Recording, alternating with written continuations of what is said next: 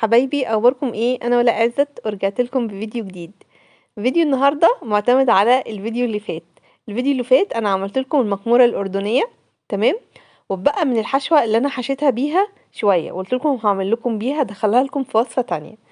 النهارده هنعمل بقى شويه مخبوزات كده وهنحشيها بالحشوه اللي اتبقت من المكموره. اللي عايز يعرف الحشوه ممكن يرجع للفيديو بتاع المكموره الاردنيه. تمام كده. اول حاجه انا جبت كيلو دقيق، حطيت عليه معلقتين خميره اللي هي معلقه الشاي دي، وحطيت عليهم معلقه سكر كبيره، وهنقلبهم مع بعض. طبعا الدقيق ده منخول. العجينه دي حلوه قوي، ممكن تستخدميها في مخبوزات كتير جدا، بيتزا او اي حاجه عايزه تحشي، اي عجينه عايزه تحشيها باي حشوه تنفع فيها. وحطينا كمان شويه ملح. تمام. السر بقى في العجينه دي هو الزبادي، فهعجنها بزبادي. ولو ما عنديش زبادي ممكن لبن رايب. لو عندي لبن رايب، الزبادي واللبن رايب بيخلوا العجينة حلوة قوي قوي قوي. تمام. مش هعجن بلبن ولا حاجة، شوية مية دافية زي ما احنا شايفين كده. يبقى انا حطيت على الكيلو دقيق كوباية زبادي، علبة زبادي من العادية. هعجنها بقى وبقت بالشكل ده بعد ما اتعجنت. انا ما حطيتش عليها زيت خالص ساعة العجين، بس هحط عليها زيت دلوقتي. هلمها بيه بقى كده حوالي 3 معالق زيت، وممكن يوصلوا لربع كوباية. عجينة طرية وحلوة قوي. تمام. هسيبها بقى واغطيها كويس لحد لما تتخمر. انا ساعات بحطها بدفي الفرن شوية صغيرين قوي وبحطها فيه، مش بدفيه قوي عشان خاطر ما تبص العجينة. تمام. وغطيتها بستريتش كده وهسيبها بقى. الحشوة بقى كنت انا حطاها في علبة في الفريزر، الحشوة اللي اتبقت من المكمورة. هبتدي بقى احطها في طاسة كده عشان اديها تشويحة بقى. هنزلها في الطاسة، ممكن استخدمها زي ما هي كده وممكن احط لها اضافات. الاضافات ممكن تكون فلفل اخضر، فلفل الوان، بقدونس، مشروم، زيتون، قطع طماطم. كل دي افكار انا بديها لك وانتي اعملي اللي انتي عايزاه. ممكن اسيبها زي ما هي كده طبعا. انا هحط عليها فلفل الوان. انا بفرز الفلفل الالوان في الفريزر، بقطعه قطع صغيره كده بعد ما اغسله واحطه في كيس في الفريزر واسحب منه وقت ما انا عايزه. انتوا عارفين الفلفل الالوان بيبوظ بسرعه، فدي اسلم طريقه بسحب منه اللي انا عايزاه، وبيبقى مجمد عندي ووقت ما بحتاجه بلاقيه. تمام. العجينه بقى بعد ما اتخمرت، طبعا انا خدت الحشوه دي شوحتها شويه على النار، وبعد كده بقى ايه، جبت العجينه بقى بعد ما اتخمرت اهي. هديها البوكس المحترم بقى ده،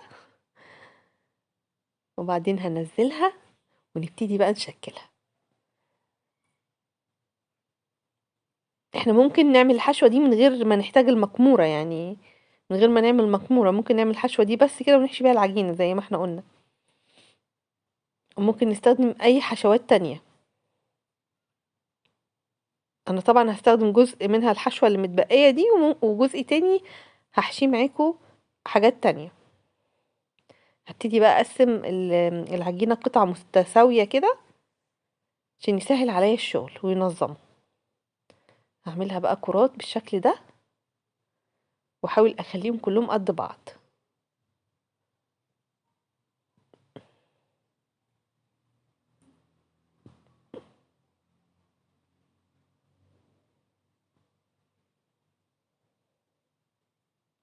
كل مرحلة العجين لازم يتخمر على كذا مرحلة.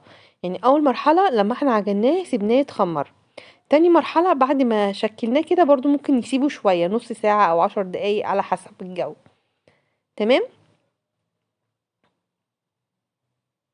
وفي كمان مرحلة بعد ما بشكله قبل ما ادخله الفرن، برضو بسيبه يرتاح شوية، برضو نص ساعة، وممكن توصل ساعة لو الجو برد قوي. هبتدي بقى افرد العجينة بالشكل ده. طبعا كل ما هيرتاح هيتفرد معايا بسهولة.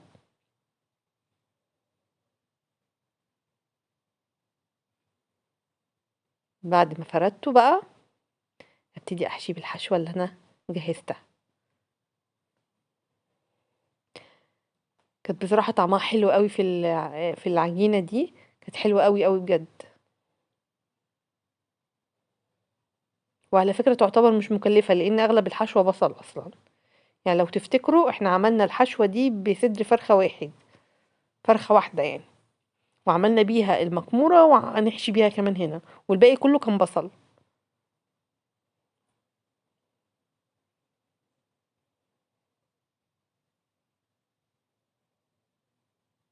انا كنت مستخدمة في حشوة المكمورة كيلو بصل، وقلت لكم لو مش عايزين يتبقى كده ممكن نستخدم كيلو الا ربع.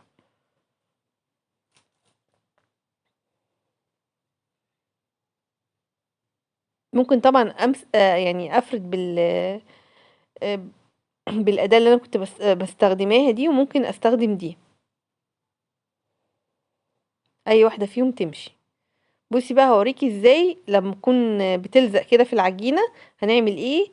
نحط عليها دقيق كده وندعكها فيه، هتسهل عليا ومش هتلزق تاني في العجين.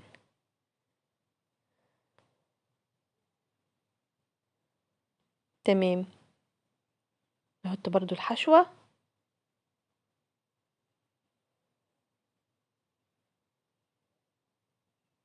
طبعا كمية الحشوة دي ما كفتش كل العجينة عندي.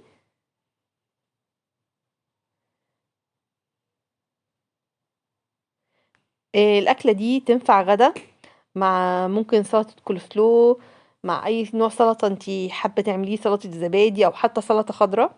ممكن تنفع عشاء، ممكن فطار بقى، بس لو فطار لو جبن بقى زي دي، عشان مش هناكلش بصل على الصبح يعني. الباقي بقى حشيته جبنة كيري، كان عندي جبنة كيري كده هحشي بيها. ممكن جبنة بيضة، زيتون، أي حاجة.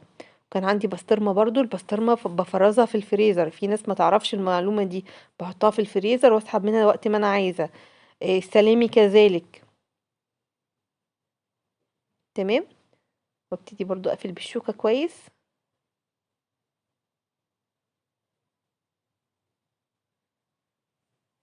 طبعا بعد ما شكلتهم كده بسيبهم في صينية لحد لما يخمروا تاني.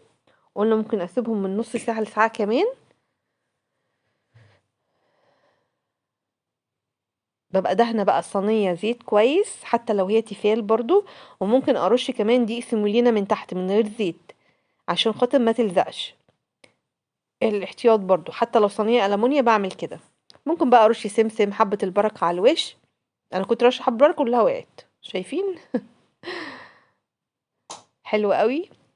دخلتها الفرن بقى استوت بعد ما عملت، بصوا الجمال، كانت سخنة جدا وحلوة وريحتها تحفة تحفة تحفة. وصفة حلوة. العجينة حتى لو ما استخدمتيش نفس الحشوة، ممكن تجربي العجينة اللي انا قلتلك عليها دي حلوة، واحشيها زي ما انت عايزة، ان شاء الله حتى تحشيها شوكليت، مربى، اي حاجة، كله هيبقى شغال وكله هيبقى تحفة. ما تنسيش بقى باللايك والشير والاشتراك في القناة.